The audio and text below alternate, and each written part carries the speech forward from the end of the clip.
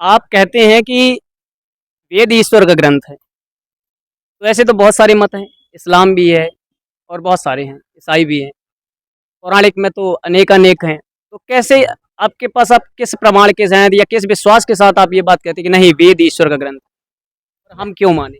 वैसे तो वेद को ईश्वरीय ज्ञान बताने के लिए प्रमाणों की आवश्यकता नहीं है। वेद स्वतः प्रमाण है। तस्मात् यज्जात् सर्वतो हरचाः सामान्य जज्ञिरे छन्दांसि जज्ञिरे तस्मात् यजुस्तस्मात् अजायत। परमपिता परमेश्वर की ये दिव्य वाणी है जो 4 ऋषियों के माध्यम से दी है और जो अपने-अपने मत नहीं मज़हबों के बारे में ये कहते हैं कि हमारा भी ईश्वर ने दिया है हमारा, उन सबका इतिहास मिलता है, उन सबका जनक मिलता है। परमपिता परमेश्वर आदि गुरु है, आदि परमेश्वर गुरुओं का भी गुरु वो है। उसकी जो ज्ञान है उसको सिद्ध करने के लिए अन्य बाहरी प्रमाणों की आवश्यकता नहीं, वेद स्वतः प्रमाण है। उसके आप मंत्रों को उठाइए, वो स्वतः बता रहे हैं कि ईश्वरीय वाणी है। प्रश्न ये है कि आर्य समाज में सब चीज़ें तो अच्छी हैं, कुछ लोग ऐसा कहते हैं। लेकिन मूर्ति पूजा से आप लोगों को क्या समस्या है? हमें मूर्ति से समस्या ही नहीं है। भई आप पूजा कर रहे हो, ठीक है? मूर्तियाँ 2 प्रकार की होती हैं, एक होती है जड़ और एक होती है चेतन। हम कहते हैं चेतन मूर्ति की पूजा करो। आप आज सोचो, एक बहू जो घर से बाहर निकलती है मंदिर पे जाने के लिए कि मैया को मैं पानी चढ़ा के आऊँगी, वहीं यदि उसकी सास कह दे कि 1 गिलास पानी दे दो, तो वो कहेगी कि तुम बैठो अभी मैं आती हूँ। तुम्हें पानी चाहिए तुम अपने आप से उठ के ले लो। तो हम कहते हैं कि मूर्ति को पहले मत रखो, पहले रखो जो चेतन मूर्ति है ना उसको खिलाओ, उसको पिलाओ। और मतलब आपके कहने का तात्पर्य कि मूर्ति को भी खिलाओ बात। मूर्तियों को क्यों खिलाओ? चेतन सबसे पहले तो खिलाना ही उनको है और मूर्तियों को खिलाने की बात है। यदि तुम मूर्तियों को खिलाने जा रहे हो तो तुम्हारे घरों में ये दीवारें बनी हैं, तुम्हारे घरों में हज़ारों चीज़ें बनी हैं, ईश्वर तो उसमें भी है ना। हर जगह पोत-पोत के रखो उनको, खिला-खिला के रखो। लेकिन उसका औचित्य कुछ नहीं निकलता। तो आप कहते हैं जाकी रही भावना जैसे सोई प्रभु मूरत देखे तिन अच्छा आप तैसे। एक बात बताइए जाकी रही भावना जैसी, मैं आपके हाथ में बालू दूँ और मैं कहूँ इसको सोच लीजिए चीनी है और खा जाइए। बालू का स्वाद नहीं आएगा, चीनी का स्वाद आएगा। आपको आ जाएगा क्या?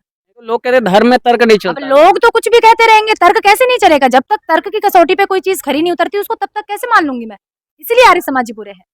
हर बात पे तर्क मानते हैं। तार्किक लोग कहते हैं नास्तिक होते हैं, उन्हें ईश्वर से क्या मतलब? नास्तिक क्या होता है? नास्तिक को वेद निंदक है, जो वेद की निंदा करे वो नास्तिक है।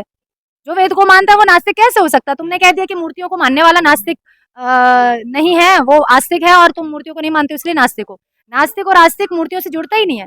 नास्तिक को वेद निंदक है, वेद की निंदा करने वाला नास्तिक है।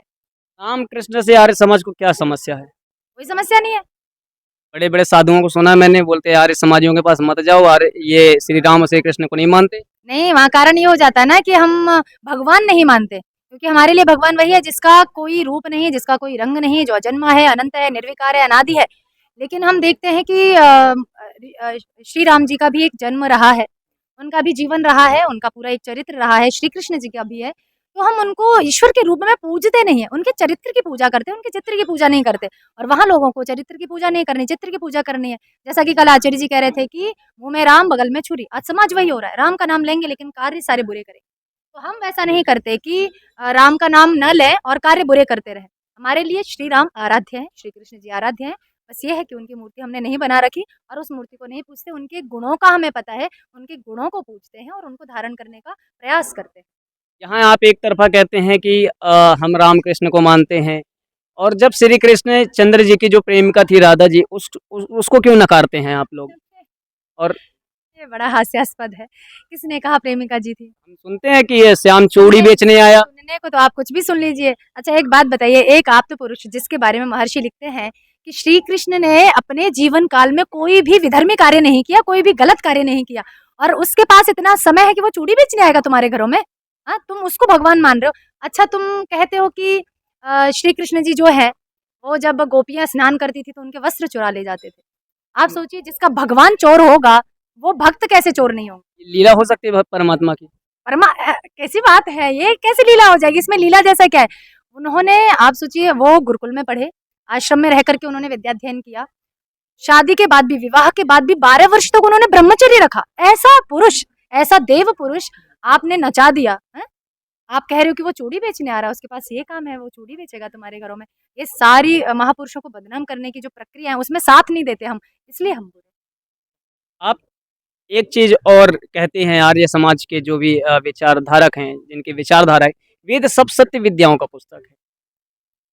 तो हाँ, ये दुनिया क्यों माने और आपके पास ऐसी कौन-सी चीज़ है कि हम ये सिद्ध कर दें कि सारी सत्य विद्याओं का पुस्तक केवल वेद है?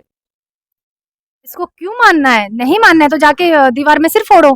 है तो है सारी विद्या, विमान विद्या हो, नौका विद्या हो, सूर्य विज्ञान हो, ज्योतिष हो, शिक्षा हो, सारी विद्याएं वेद से ही निकली हैं। वेदों में आप तत्त मंत्र देख लीजिए, 4 वेद हैं जिनके 20,000 मंत्र हैं लगभग। 20,000 मंत्रों में मूल स्रोत में सारी विद्याएं आपको देखने को मिलेंगी। अभी आप नहीं पढ़ेंगे, मैं वही कह रही हूँ कि लोगों को, जैसे अभी 15 अगस्त गया, 15 अगस्त के दिन सब में भक्ति भाव जागे, स्वतंत्रता स्वतंत्रता सब हुआ, और 16 अगस्त से वही अपनी संस्कृति पे प्रश्न, वही अपनी भाषा बोलने में आपको शर्म का अनुभव, वही अपनी संस्कृति से ये प्रश्न कि ये यूं क्यों करूं, मैं ऐसा क्यों करूं, कोई और नहीं पूछता। मुसलमान आपस में कभी नहीं पूछते, उनको पता है उनका कुरान है, उसके अनुसार उनको आचरण करना है। अरे तुम्हारे पास तुम्हारी आदि विद्या पुस्तक वेद है, उसको तुम पढ़ोगे नहीं, फिर अपने ही धर्म ग्रंथों के बारे में तुम प्रश्न करोगे, तो ऐसी मूढ़ जाति का कोई इलाज नहीं है।